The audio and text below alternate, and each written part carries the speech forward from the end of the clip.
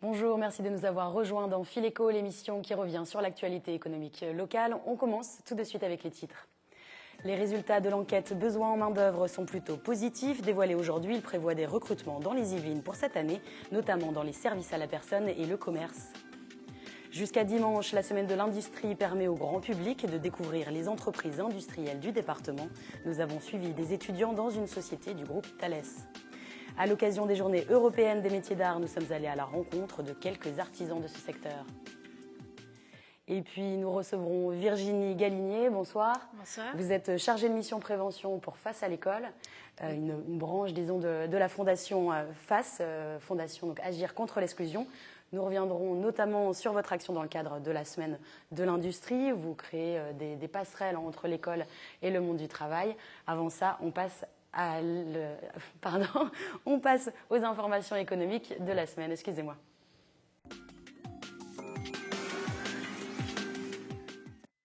Pôle emploi a dévoilé aujourd'hui les résultats de l'enquête Besoin en main-d'œuvre pour cette année 2014. L'Île-de-France concentre 16% des projets de recrutement, principalement des postes qualifiés, ingénieurs et cadres dans la recherche, le développement, l'informatique. Le secteur de l'aide à domicile est également bien classé. Cette volonté affichée de recruter en hausse annonce des signes positifs pour la croissance. Dominique Degrise, directeur territorial de Pôle emploi, revient sur ces données pour la région et le département. Avec plus de 280 000 intentions d'embauche, 287 000, on est sur un résultat qui est plutôt en progression par rapport à l'an dernier. Et puis sur les Yvelines, de façon très spécifique, on est à 25 792, où là la progression est quand même significative. On était sur moins de 20 000 l'an dernier. Globalement, on sent que les chefs d'entreprise qui ont été questionnés dans cette démarche semblent plus confiants en termes de perspective de débouchés, donc en conséquence en perspective de recrutement pour elles-mêmes. Et nous vous l'indiquions dans les titres, les principaux secteurs qui recrutent, le service à la personne et le commerce. Dans le secteur de l'industrie, on recrute finalement également. À l'occasion de la semaine de l'industrie, les entreprises du secteur proposent au grand public, notamment les jeunes et les demandeurs d'emploi, de découvrir leur secteur d'activité et leur métier. Un événement national soutenu par le gouvernement. Lundi, des étudiants en BTS ont visité le site de Thales Avionics Electronical Systems à Chatou. Des images d'Élodie Moine. On a besoin de plus en plus d'électricité, donc on repense toutes les architectures électriques. Et ici, on travaille chez TAES beaucoup sur l'avion du futur, les architectures électriques. Lundi, ces élèves de BTS ont quitté leur salle de cours pour visiter une entreprise spécialisée dans les systèmes électriques embarqués des avions. Une visite organisée dans le cadre de la semaine de l'industrie, un événement national pour faire découvrir ce secteur au grand public, mais surtout aux jeunes. Stéphane Guguin a accepté d'expliquer l'activité de son entreprise, un moyen pour lui de partager sa passion. Très jeune, j'ai connu une vocation pour la technique, vraiment un amour de la science, et donc besoin aussi de toucher les choses concrètes. Et voilà, je me suis lancé donc dans une formation d'ingénieur et puis j'ai très vite intégré Thales. Cela fait maintenant 15 ans qu'il travaille au sein du groupe. Les étudiants sont familiarisés avec le secteur, mais pour beaucoup, c'est la première fois qu'ils visitent une si grosse structure. C'est beaucoup plus impressionnant quand je me dis, on ne voyait pas comme ça à grande échelle. Là, on se dit, d'accord, il va falloir peut-être bosser un peu plus que ça. Ce qu'on voit à l'école et là, c'est pas pareil. C'est un autre niveau. Mathéus est enchanté et pour Thales, le pari est gagné, car pour le leader européen de l'électronique de vol, ce type d'événement est un moyen de susciter des vocations. On a recruté beaucoup l'année dernière, on a recruté plus de 100 personnes sur la société TAES, on recrute des ingénieurs, des techniciens, et donc ce qui nous intéresse, justement, c'est de communiquer sur nos métiers. Au-delà du site, le groupe prévoit de recruter 1000 collaborateurs cette année. L'espace Saint-Quentin fait peau neuve, créé il y a près de 30 ans. Ce centre commercial géré par le groupe Amerson cherche à relancer l'activité après le départ de certains commerçants et à se donner donc du coup un coup de jeune. Nouveau logo, accueil rénové, installation de bornes d'orientation interactive, arrivée de la rue Wi-Fi ou encore place de parking électrique et services de covoiturage. Au total, 2 ans de travaux et 7,5 millions d'euros. L'idée est également d'intégrer SkyWest pour créer un centre commercial unique. C'est vraiment de lui donner une cohérence de pôle commercial régional, donc d'inscrire Espace Saint-Quentin et le renouveau de SkyWest. En fait, faire un pôle commercial régional fort qui s'inscrit vraiment dans la dynamique de la communauté d'agglomération avec tout ce qui se passe, l'arrivée du Vélodrome. En fait, on va pouvoir recommuniquer sur le nouveau positionnement de SkyWest. Là, nos équipes travaillent sur l'aspect architectural et programmation commerciale et très rapidement, on va pouvoir revenir vers vous avec des nouvelles très intéressantes. Le projet donc Carré Privé Ouest a été abandonné, mais le directeur de l'Espace Saint-Quentin assure que de nouvelles enseignes devraient arriver dans le domaine de la culture et de la restauration. Des annonces devraient être faites d'ici mai par son successeur, car Hervé Degnaud quitte ses fonctions à la fin de la semaine. Depuis les années 50, une compétition internationale réunit tous les 2 ans les meilleurs artisans. Il s'agit des Olympiades des métiers. Vendredi dernier, 2 jeunes apprentis tentaient de se qualifier pour la première étape, la qualification régionale. Des images de Patrick Jacques de Dixmude. Dans ce grand hangar à Trappes, un chantier un peu particulier. Ces jeunes apprentis participaient vendredi dernier aux Olympiades des métiers. Ici, des canalisateurs et des constructeurs de routes s'affrontent. 2 corps de métiers, mais les Olympiades concernent une 50aine de professions différentes, du bâtiment à la pâtisserie. C'est de mettre en avant les filières professionnelles au travers d'un concours.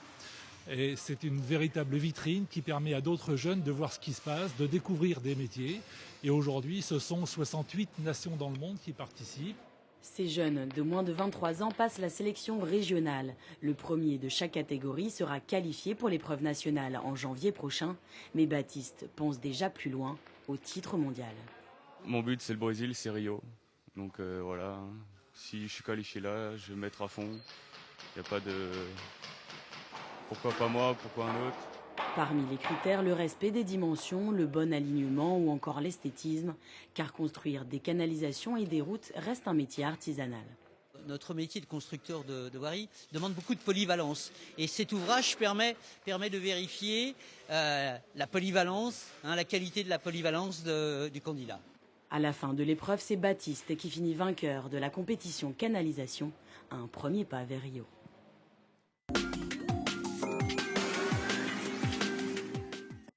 Et pour cet entretien, nous recevons Virginie Galinier. Bonsoir. Vous êtes chargée de mission prévention à FACE, la Fondation Agir contre l'exclusion, au service de Face à l'école. Alors pour commencer, quelle est l'action de Face à l'école ? Alors en fait, c'est de développer des passerelles entre le monde éducatif et le monde de l'entreprise pour essayer de valoriser les métiers de l'entreprise aux élèves. Alors, du coup, vous étiez, et pour la première fois, partenaire de la Semaine de l'Industrie. Quelles actions ont été mises en place spécifiquement ? Alors en fait, c'était la visite de garage. Donc il y en a eu un à Renault. Donc c'était pour surtout montrer tous les services qu'il y avait au garage de Trappes de Renault, parce qu'il y a beaucoup de services entre la vente, l'occasion, la réparation. C'est un centre aussi d'Acia des Yvelines, donc du coup il y avait beaucoup de choses à montrer aux élèves. On le voit d'ailleurs sur ces images. Ces élèves, ce sont des élèves de 3e ? Oui, en prépa pro au lycée Matisse. Alors prépa pro, c'est une section qui finalement initie au métier de l'entreprise et qui organise tout au long de l'année notamment des visites en entreprise. Tout à fait, il y a des heures dédiées à ça durant toute l'année et forcément, normalement c'est des élèves qui vont forcément aller vers la voie professionnelle après. En lycée professionnel. Voilà. Alors donc justement, ces jeunes que l'on voit donc d'un collège de plaisir, je vous propose de découvrir ce qu'ils en ont pensé. Nous leur avons demandé à quoi leur a servi finalement cette visite. À découvrir des métiers autres que les trucs de filles, entre guillemets, genre puéricultrice, tout ça, avec les enfants. Et puis ça m'intéresse parce que c'est aussi ce que je veux faire, de la mécanique, plus tard. On apprend en fait les métiers de la mécanique. Si ça nous intéresse, comme ça on peut faire les études là-dedans. Alors du coup, Paris réussit avec cette mission ? Ah bah oui, complètement. En plus, on avait une fille parmi tous ces garçons, donc c'est bien, ça valorise les métiers de l'automobile, y compris pour les filles. Une fille aussi intéressée par ce secteur-là. Voilà. Alors donc, dans le cadre de cette semaine de l'industrie, ces passerelles vers le monde du travail étaient aussi à destination des demandeurs d'emploi. Donc ça ne concerne pas l'action de votre service, mais dans le département, Pôle emploi a organisé différents événements. Je vous propose d'écouter Dominique de Grise, responsable territorial à ce sujet. Il y a des difficultés dans certains secteurs industriels parce qu'on parle de licenciements, mais il y a aussi beaucoup de secteurs industriels qui recrutent. En premier lieu, les PME. Donc, on centre nos actions visant à favoriser les recrutements. Il y a notamment sur le territoire des Yvelines, c'est plus de 6% des offres d'emploi qui sont dans le secteur industriel. Et on a certains secteurs d'activité, je pense notamment à tout ce qui est opérateur sur commande numérique, sur lequel on a des difficultés de recrutement structurelles. C'est 400 offres d'emploi sur le territoire des Yvelines qui ont du mal à trouver preneurs. Et on fait connaître ces métiers, on fait connaître ces débouchés, parce que c'est des débouchés qui sont stables, qui permettent à des personnes de construire des carrières professionnelles dans des PME. Alors, donc, des postes sont à pourvoir, mais c'est souvent la formation qui fait défaut. Donc, on comprend bien aussi l'intérêt de se tourner vers ces écoles. Votre action, d'ailleurs, ne s'arrête pas à la semaine de l'industrie. Vous organisez tout au long de l'année différentes actions, donc notamment des visites d'entreprise. Oui. Mais il y a également d'autres possibilités. Je pense par exemple à un forum. Oui. Alors ça a lieu pendant la semaine de l'emploi, c'est le forum découverte professionnelle. Donc en fait le but c'est de favoriser les échanges entre des professionnels et des élèves. Donc les professionnels en règle générale ils présentent leurs métiers qui souvent sont porteurs dans le territoire. Et les élèves ça permet aussi peut-être de découvrir des métiers qu'ils ne pensaient pas du tout s'intéresser à celui. Comment sont sélectionnées les entreprises ? Alors c'est moi qui les sélectionne. Donc après, comme c'est sur une après-midi spécifique, il faut qu'elle soit disponible. Cette année, il y a eu 7 entreprises en tout. Et c'était surtout des métiers accessibles par la voie professionnelle. Et ça concerne du coup tous les élèves de Saint-Quentin-en-Yvelines ? Alors là, spécifiquement, comme c'est dans les locaux du collège Gustave Courbet de Trappes et que les collèges sont en réseau cette année, ça a concerné ces 3 élèves, enfin ces trois collèges, pardon. 3 établissements. Voilà, de Trappes. Alors, vous organisez également classe en entreprise, qui va un peu plus loin qu'une simple visite. Oui, parce qu'en fait, c'est tout simplement faire cours dans les locaux de l'entreprise. Donc, c'est 2 à 3 jours. Et en fait, les cours, ils sont préparés et assurés par un binôme professeur et salarié de l'entreprise. Donc, du coup, ça donne un peu une réalité des matières qu'on peut leur enseigner à l'école qui ne voient pas l'intérêt. Là, c'est concret parce que les métiers de l'entreprise sont mis en avant grâce à ça. Ça leur aide à comprendre finalement comment les mathématiques pourront les aider dans un métier, par exemple. Exactement, oui. Alors, vous organisez également Graines d'entreprise. Oui. Donc là, c'est une entreprise finalement qui est créée par les élèves. Tout à fait, oui. Là, donc c'est tout au long de l'année, durant 2 heures par semaine. Et donc le but, c'est de commercialiser un produit. Et donc les entreprises accompagnent les élèves tout au long des étapes de ce produit. Donc vous travaillez avec un collège spécifique ? Alors c'est le collège Gustave Courbet parce que c'est un professeur qui est impliqué dans cette action. Et donc ce professeur travaille dans ce collège et on travaille donc avec cette classe. Alors qu'est-ce qu'il commercialise cette année ? Alors donc c'est un DVD sur les discriminations. Et donc c'est sur le principe du SAV de Omar et Fred. Donc il y a 14 scénettes avec chacune un thème sur les discriminations. On pourra le retrouver en vente ? Oui, tout à fait. Alors on fait des ventes samedi 10 et 17 mai à Auchan-Maurepas dans la galerie marchande. Et là actuellement en fait on prospecte les établissements scolaires qui sont aussi notre cible pour que les professeurs puissent utiliser le DVD dans les classes par exemple pour échanger sur le thème de discrimination avec les collégiens. Dans un projet éducatif. Voilà, exactement. Alors, je sais que vous aidez également certaines personnes à trouver des stages grâce à votre réseau d'entreprises. Oui. Vous pouvez nous expliquer un petit peu ? Par exemple, là, j'ai eu un élève, donc il est en bac pro électrotechnique, qui recherchait un stage de 6 semaines pour approfondir son milieu professionnel. Donc, j'ai contacté Thales parce que je sais qu'il recherche surtout dans l'électrotechnique. Donc, du coup, j'ai contacté Thales, j'ai envoyé le CV et la lettre de motivation, puis il a été pris. Des jeunes peuvent se tourner, du coup, vers FAS pour cela ? Oui, tout à fait, oui. Donc l'appel est lancé. Voilà. Alors ces passerelles dont vous parliez entre le monde éducatif et le monde du travail, ça commence finalement à se développer.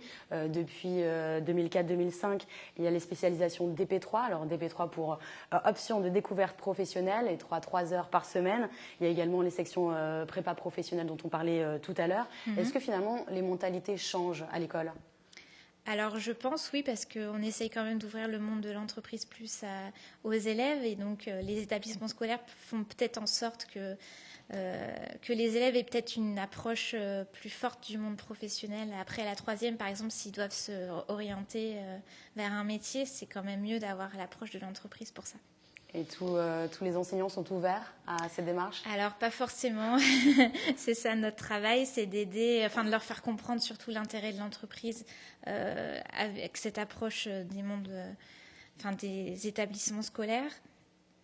Et donc, on essaye de marcher pour ça. On espère en tout cas que le message sera entendu. Merci beaucoup Virginie Gallinet. On passe tout de suite au dossier de la semaine.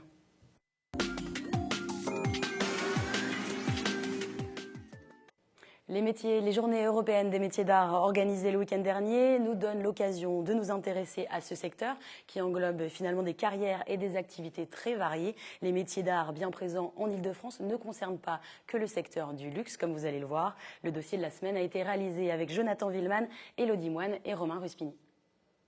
Des tailleurs de pierre, des marbriers, des chaudronniers. Au château de Versailles, les artisans d'art ne manquent pas de travail. Le week-end dernier, les visiteurs ont pu découvrir leur métier et comprendre comment ils restauraient le bassin de la Tonne. Un métier d'art, c'est l'héritage d'un savoir-faire élaboré au fil des siècles. On comptabilise 217 de ces métiers artisanaux. C'est en Ile-de-France que les entreprises de ce secteur sont le plus concentrées, 5000 sociétés, soit 20% du total en France. Car la région regroupe de nombreux monuments historiques et musées. Ce tailleur de pierre vit principalement de la restauration, un métier passion. À fur et à mesure qu'on commence, on est entraîné et là, une fois qu'on est mordu, c'est fini, quoi. On a vraiment envie de le faire. Il a commencé sa carrière par le traditionnel Tour de France des Compagnons en 1986. Aujourd'hui, il doit restaurer les pierres du bassin de la Tonne. Une partie est effectuée à la machine, mais pour les finitions, le travail reste manuel. On ne peut pas se permettre d'avoir un aspect de taille mécanique moderne. On doit toujours avoir un aspect de taille... Donc on finit à la main. Voilà. Tailleur de pierre, un métier qui n'est pas si rare. Il existe 3000 entreprises dans l'Hexagone. Un salaire de base proche du SMIC qui peut bien entendu évoluer selon l'expérience. Tailleur de pierre fait partie des métiers du bâtiment. On est des ouvriers du bâtiment. Bon, après, on a la chance de travailler sur des bâtiments des fois un peu plus prestigieux que nos collègues, mais on est tous à la même enseigne, il ne faut pas l'oublier. Au stand des chaudronniers, Philippe nous explique comment il recrée les statues en bronze. Comme on peut voir ici, cette pâte elle était tombée mais on l'avait. Donc on l'a remise en place. Donc on a fait une soudure. Voilà, on voit la soudure ici. Et après, le but c'est de recréer les écailles. Pour recréer les écailles, il faut tailler le bronze. Dans ce secteur aussi, on utilise des machines et des techniques modernes, mais le résultat doit se rapprocher des réalisations de l'époque. Pour Philippe aussi, la frontière entre métier d'art et métier industriel reste ténue. La formation est la même, il a ainsi commencé comme chaudronnier industriel avant de se spécialiser dans la restauration il y a 14 ans. Les métiers qui ont travaillé sur ces œuvres-là, c'était des métiers comme les métiers industriels à l'heure actuelle. Donc les gens gagnaient leur croûte en travaillant sur les fonderies, la ciselure, voilà. Et donc maintenant, ces métiers-là, ciseleurs qui sont un peu plus rares, ciseleurs, doreurs, tout ça, c'est devenu des métiers d'art. Mais à l'époque, c'était assez courant. Dans l'atelier annexe, les fontainiers s'occupent des canalisations du bassin. Olivier a lui aussi commencé dans le secteur industriel avant de se spécialiser. Un CAP de plombier en poche, il a passé un concours de catégorie C pour intégrer le service des fontainiers. Il n'y a pas de formation spécifique, c'est uniquement à l'intérieur du service qu'on forme les nouvelles personnes. Un métier de transmission et c'est bien là toute la différence avec le monde industriel. Un savoir-faire unique, des fabrications limitées et toujours la passion. Là on se dit, cette pièce-là qu'on vient de créer avec les collègues va durer dans le temps peut-être 200 ou peut-être 300 ans, je ne sais pas, parce que d'autres qu'on a déjà démontés, qui étaient d'époque, et tenaient encore. Donc là on fait quelque chose qui va vraiment perdurer dans le temps. Ça c'est une satisfaction. Ça. Et pour tenir aussi longtemps, il faut s'inspirer des techniques artisanales, traditionnelles, d'antan, comme la soudure à la louche. Ce sont des techniques qu'on faisait à l'époque, qui ont été oubliées vers le 1930 jusqu'à 1990. Et là, il y a une étude qui a été faite pour retrouver la technique de cette soudure à louche, que maintenant les anciens du service nous transmettent aux plus jeunes, et ainsi de suite, pour vraiment maintenant garder la technique dans le service, ne plus perdre la technique. Notamment pour faire une soudure comme ça, il faut compter à peu près 4 heures à 3 personnes pour en faire une. Même les outils ont été reproduits. Vous n'en trouveriez pas dans le commerce. Il estime qu'il existe une 50aine de fontainiers qui connaissent cette technique de la soudure à la louche en France. Mais la rareté de son savoir-faire ne se ressent pas pour autant dans sa fiche de paie. Et si on regardera le salaire, on irait faire de la plomberie. Parce que le vrai plombier sur le terrain gagne mieux sa vie, je pense. Les métiers d'art ne concernent pas que la restauration. Ils recouvrent de multiples métiers et situations. Isabelle est tapissière d'ameublement. À son compte depuis moins d'1 an, elle a installé son atelier dans un lieu assez atypique. Je vais vous emmener dans mon petit univers. C'est mon atelier de tapisserie qui est dans la pépinière d'entreprise. Donc ce n'est pas un bureau, mais c'est un atelier. Dans cet espace de 18 mètres carrés, Isabelle coud des rideaux ou des pièces de literie, tout à la main bien sûr. Il faut savoir que moi je suis tapissière depuis 30 ans. J'ai donc mon CAP tapisserie d'ameublement. J'ai commencé mes études à 13 ans, sortie d'école à 17 ans et demi et j'ai commencé à travailler tout de suite. J'ai été salariée jusqu'en 2012 et en 2012 j'ai été licenciée pour raisons économiques et à ce moment-là j'ai décidé de devenir mon propre patron. En 30 ans de carrière, Isabelle s'est fait des connaissances dans le milieu, des tapissiers, décorateurs, architectes qui la sollicitent aujourd'hui. De la sous-traitance qui ne lui rapporte que 2 000 à 3 000 euros de chiffre d'affaires par mois. Et c'est jamais suffisant, c'est ce qui me permet surtout de me payer, de payer mes charges. Et puis, pour l'instant, le problème c'est que je ne me sors pas de salaire. Je fais comme tout le monde en fait, j'essaie de me débrouiller, c'est vrai que c'est pas toujours évident. Pour ces machines achetées d'occasion, elle a dû investir près de 3 000 euros hors taxes. Pour le loyer, il lui faut débourser 900 euros par trimestre. Alors pour se faire connaître des particuliers, Isabelle a lancé une porte ouverte au sein de la pépinière. Dans la salle de réunion, cette tapissière a recréé une chambre avec ses créations. Un moyen également de montrer son travail à ses voisins de bureau. La gérante de la pépinière est aussi conquise et ce n'est pas la première fois qu'elle loue un bureau à un artisan. On a eu aussi une entreprise qui faisait de la peinture sur porcelaine. Donc non, on est ouvert à tout type de métier. Au contraire, l'idée c'est de diversifier et de donner la chance à tout le monde. Nous quittons la ville pour la vallée de Chevreuse. On y compte encore de nombreux ateliers d'artistes. Guillaume Boulet est menuisier et ébéniste. Sa passion, le bois, cet atelier, sont des héritages familiaux. Depuis 1920, c'est mon arrière-grand-père qui l'a créé. Dans ce lieu même. Il a créé, ça a été mon arrière-grand-père, mon grand-père, mon père et moi.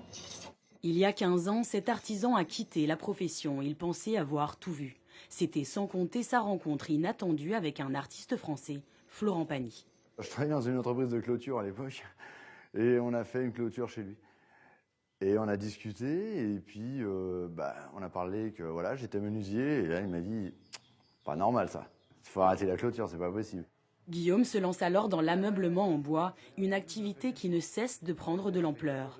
C'est encore Florent Pagny qui le pousse à reprendre l'entreprise familiale à la mort de son père. Aujourd'hui, les deux amis collaborent ensemble. Leur dernière réalisation, ces meubles en bois de chêne. Moi, c'est un rêve, il réalise un de mes rêves, quoi. Sortir une ligne de meubles signée Florent Pagny, Guillaume Boulet, franchement. Guillaume travaille une semaine pour un seul de ses fauteuils, prix d'achat 4 000 euros. Il devrait rapidement être vendu car il n'y aura qu'une quarantaine d'exemplaires. Le bois vient de la forêt de Rambouillet, un stock limité. Pour chaque nouvel arrivage, il faut de 5 à 6 ans pour sécher le bois. Mais l'objectif de cet ébéniste n'est pas de s'enrichir. Il réalise de 500 à 600 000 euros de chiffre d'affaires annuel et emploie 7 personnes. Je ne vais pas rouler avec une grosse voiture. Ça m'intéresse pas. Je fais la menuiserie, pour moi, c'est un métier, c'est une passion, quoi. Je suis toujours en train de... Moi, mes week-ends, je suis là, quoi.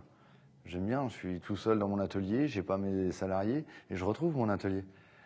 Et il y a qu'à ces moments-là où je suis bien, c'est quand je travaille le bois.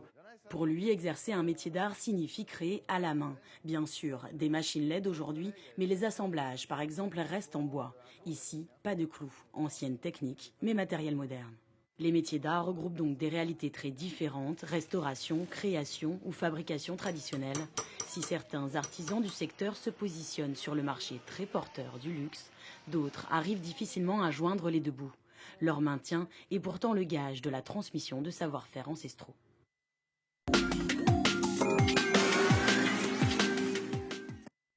Et une erreur s'est glissée dans le reportage. Il s'agissait bien de statuettes en plomb. On finit avec l'agenda. La BGE lance un dernier appel pour concourir au talent de la création d'entreprises. Les entrepreneurs ont jusqu'au 30 avril pour s'inscrire dans la catégorie de leur choix. Cette année, 100 personnes seront récompensées en juin dans les régions et 10 au niveau national. Près de 400 experts étudient les dossiers pour récompenser des réussites entrepreneuriales et remettre les prix allant jusqu'à 800 €. Et c'est la fin de ce Fil Éco. Merci de nous avoir suivis. Je vous retrouve la semaine prochaine. D'ici là, très bon week-end.